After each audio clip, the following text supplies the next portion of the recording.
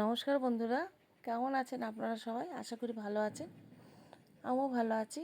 এখানে তেলের মধ্যে একটু গরম মশলা ফোড়ন দিয়েছি, আর দিয়েছি হলো জিরে, শুকনো লঙ্কা। আলুটা ভেজে নিয়েছি, আলুটা কিন্তু সেদ্ধ করা ছিল, ভেজে নিয়েছি। আর এখানে একটা মশলা ছিল, টমেটো, লঙ্কা বাটা, তারপরে ছিল রসুন, পেঁয়াজ, আর আজকে না এখানে ধনে পাতাও দিয়েছি এর মধ্যে, সেটাও বেটে নিয়েছি মিক্সিতে। জিরের গুঁড়ো, ধনের গুঁড়ো, লবণ, হলুদ, মিষ্টি, আর একটু সামান্য কাশ্মীরি লঙ্কার গুঁড়ো। এবার এটা দিয়ে না সুন্দর করে কষিয়ে নেবো জল দিয়ে। তো বন্ধুরা, আপনাদের কাছে আমি একটা কথা বলি। আজকে আমার শরীরটা সেরকম একটা ভালো না, একদমই ভালো না। আমার খুব একটা নার্ভের সমস্যা দেখা দিয়েছে, খুব ভালো রকমভাবে, মাজা থেকে সেটা একদম পুরো পায়ে চলে গেছে।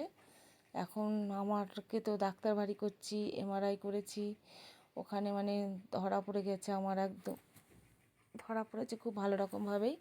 এখন ফিজিওথেরাপি হচ্ছে ডেলি, প্রত্যেক দিন।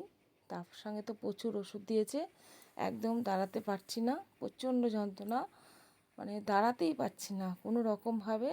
ঘরের কাজ করছি, একটু রান্না টান্না করতে পারছি, তা তো বারণ করে দিয়েছে একদম রেস্ট, 2 সপ্তাহ তো রেস্ট।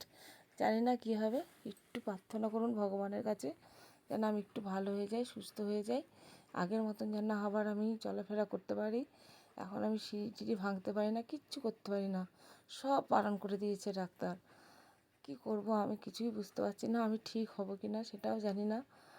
তা আমি আপনাদের কাছে মনে করলাম একটু বলি। এখন তো আমার ভিডিওতে একদম কোনো কারো কাছে কি জানি পৌঁছাচ্ছে কি না, সেরকম কিছুই হচ্ছে না ভিডিওর থেকে।